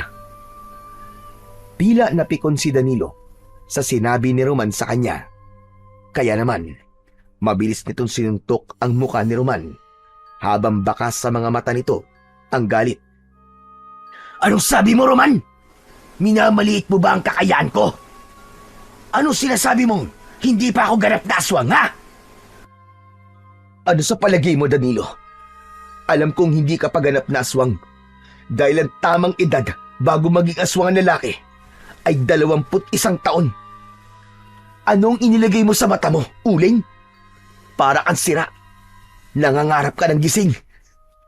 Wala ka pa sa tamang edad. Marami ka pang iinimin na dugo ng tao bago maging hari ng mga aswang. Sa madaling salita, inutil ka at walang silbing nilalang. Dala ng matinding galit ni Danilo sa lahat ng pang-aasar ni Roman. Ang baston mismo ang ginamit nito para ihampas sa kanyang katawan. Ngunit hindi niya ipinakita rito na nasasaktan siya. Sa halip, malakas niya itong pinagtawanan para tuluyang masira ang loob nito at mabawi niya ang baston rito. Kasunod ng pagdagundong ng huni ng nilalang sa impapawid, ang malakas naman na pagsigaw ni Mang Teryo. Nakatingala ito sa langit habang sumisigaw. Nakataas ang kamay nito na may hawak na tungkod. Nanlalaki ang mga mata ni Roman nang makita ang nakakatakot na nilalang sa impapawid. Isang kulay itim na usok na merong hugis na dragon ang nakita niyang nakalutang sa hangin. Nakatingin ito sa kanya at sa muling pagsigaw ni Mang Teryo ay inutusan itong patayin si Roman. Mahal naming Panginoon, patayin mo ang binatang nakagapos. Siya ang bagong tagapangalaga ng baston. Panonoorin ko kung paano ka mamatay sa kamay ng aming Panginoon, Roman! Habang nakagapos pa rin ang kamay ni Roman, ipinikit niya ang kanyang mga mata. Saka taimtim na nanalangin na sana ay gabayan siya ng Panginoon sa laban niya sa kampon ng kadiliman. Mabilis niyang iminulat ang kanyang mga mata at diretso ang titig sa hawak na baston ni Danilo. Inihiling ko sa aking baston na bumalik ka sa akin at putulin ang kamay ng taong nakialam sa aking sandata. Paulit-ulit na binigkas ni Roman ang mga salitang yun. Kaya naman, napansin niya ang paglitaw ng liwanag sa kanyang sandata, kasabay ng pagliliwanag ng kanyang mga mata. Isang malakas na pagtayo ang ginawa niya at buong puwersang sinira ang lubid na nakagapos sa kanyang mga kamay. Katulad ng sinabi ni Roman, naputol nga ang kamay ni Danilo na may hawak sa baston. Kaya naman, bumagsak sa lupa ang baston sa mismong tapat ni Roman. Kasing bilis ng kidlat na dinampot ni Roman ang kanyang sandata. Buong lakas niyang hinagupit ng palo ang sumisigaw na si Danilo dahil sa sakit. Hawak nito ang naputol na kamay dahil sa liwanag ng baston. Anak, ang kamay mo naputol ng baston. Tay, tulungan niyo ako! Patayin niyo si Roman! Akma na sanang susugod sa kanyang kinaroroonan si Mang Teryo. Subalit sinalubong niya ito ng palo ng baston sa ulo. Bumagsak ito ng pasadsad sa lupa, kasunod ng pag-atake sa kanyang kinaroroonan ng kulay itim na dragon. Bumuga ng naglalagablab na usok ang nilalang at iniharang ni Roman ang baston, kaya hindi siya tinablan ng usok mula sa kalaban. Umikot siya sa ere at itinaas ang baston habang nakatutok sa langit. Lumitaw ang umiikot na apoy papunta sa himpapawid sa kinaroroonan naman ng itim na dragon. Napansin niya na bumangon ang pinuno ng mga aswang na si Mang Teryo at Danilo para umatake sa kanya. Kaya naman, maagap niya uling ipinalo ang baston sa lupa. Lumikha yun ang paggalaw ng lupa, kaya muling bumagsak ang mga ito sa lupa. Isang mataas na pagtalon ang ginawa ni Roman at sakto yun sa pagbagsak niya sa kinaroroonan ng mag-ama. Tumama ang kanyang baston sa dibdib at sa tiyan ni Mang Teryo. Kasunod ng pagpalo naman niya sa ulo ni Danilo. Paulit-ulit siyang lumaban sa mga ito gamit ang baston, habang ang itim na dragon ay abala sa pag-iwas sa ipo-ipo na apoy na nilikha ng kanyang baston. Nasunog ang katawan ng mag-ama hanggang sa maging uling ang mga ito. Naiwan ang isa pang nilalang na patuloy na nakikipaglaban sa apoy na umaatake rito sa himpapawid. Lumitaw sa kanyang tabi si Lolo Malik na meron ding hawak na tungkod. Pagsamahin mo ang kapangyarihan ng lupa at hangin mula sa tungkod. Saka mo itutok sa kinaroroonan ng itim na dragon. Kahit masama ang loob ni Roman sa matanda, ay sinunod pa rin niya ang utos nito. Kagad siyang umikot sa kinatatayuan at itinusok ang dulo ng baston sa lupa. Kasabay ng pagsigaw ni Roman, ang muli niyang pagbunot sa sandata at iniangat niya yun sa ere. Lumitaw ang malakas na liwanag na tumuturo sa kinaroroonan ng itim na dragon. Kitang-kita niya ang pagbalot ng liwanag sa katawan ng itim na dragon, habang ang mga natitirang nilalang na may anyo na ibong uwak ay nasunog sa himpapawid at nagsibagsakan sa lupa ang mga nauling na katawan ng mga ito. Ganon din na nangyari sa itim na dragon. Yumanig ang buong paligid at nasunog ang mga uling na nakalagay sa kawa Yun pala ang pinagmulan ng mga aswang na hukluban. Nagsasagawa ng ritual sa paghahalo si Mang Teryo upang makagawa ng mga kampo nito at gawing alagad para sa paghasik ng lagim sa buong baryo. Tuluyang nawasak ang kagamitan ng mga ito. Nang maglaho ang mga kalaban, ay tuluyang natalo ni Roman ang itim na dragon. Sa kanya hinarap ang matanda na si Lolo Malik. Grabe naman kayo, Lolo Malik. Basta na lang po niyo akong iniwan. Bigla kayong nawala. Hindi ko po alam ang gagawin sa basto na to. Dahil alam ko na kaya mo, Roman. Kaya mong lumaban na mag-isa at nagawa mo nga ng maayos. Limitado lang ang aking kapangyarihan para manatili sa mundo nyo. Pagkatapos na matupad ang misyon ko sa pagtuturo sa iyo kung saan nakabaon ng baston, ay kinailangan ko na mawala para makabalik sa aming kaharian. Ibig sabihin, hindi po kayo ordinaryong tao, Lolo Malik. Lolo Malik, maraming salamat po sa pagkakaligtas niyo sa buhay ko. Wala yon. Kagaya na sinabi ko sa iyo, tagapagbantay ako ng kagubatan at ng baston. Isa lamang ang maihiling ko sa iyo at sa inyong lahat. Kaya ako sinabing, kahinaan mo ang paghawak ng uling dahil gusto kong malaman nyo na masama ang napili niyong trabaho para matigil na rin ang walang awang pagpuputol nyo sa mga puno para gawing uling. Nasisira nyo ang kagubatan at ang mga nangyayaring ito ay patunay na kayang gumawa ng aswang sa pamamagitan ng ritual na pag-uuling. Sana, wag na kayong mag-uuling ng kahoy. Maya-maya pa, ay dumating naman sina Mang Edwin at Aling Matilde, kasama ang taong bayan. Narinig ng mga ito ang sinabi ni Lolo Malik. Nalaman din nila na kilala ng kanyang ina, si Lolo Malik, dahil ito pala ang huling babaeng pinaanak ni Lolo Malik sa kakahuyan. At si Roman, ang batang isinilang ni Aling Matilde na nakatakdang tatalo sa kampon ng kadiliman.